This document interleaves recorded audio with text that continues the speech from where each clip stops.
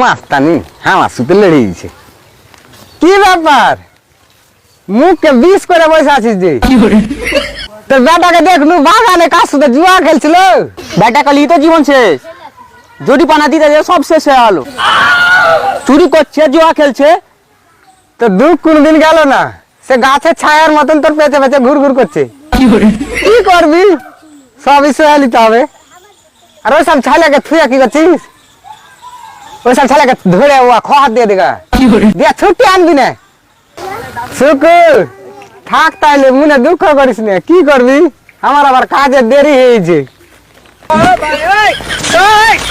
গেরাম খুবই দূরে, হাইতে আমার জান ঘুরে গেল।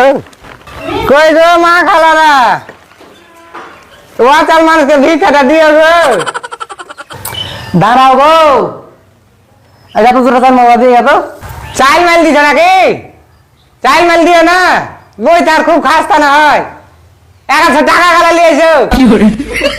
100 টাকা চাল নিলে লাও না তো ঘুরে যাও। কি ঘুরে যাও, পয়সা নাই তো একটা কানের মানের গা দিয়ে দে। ভাব তো বেটা ফকিরকে, ও কানের মধ্যে গড়িয়ে থেকে গেছে। ধরার কি আছে, আমি পালাই তার মানে নাকি ভাই? এসব ফকিরকে এরপরে তুই গ্রামে দেখতে পাইস, ধরা বান্ধবি শালাকে। কথা বলার আমারই যে ভুল হলো।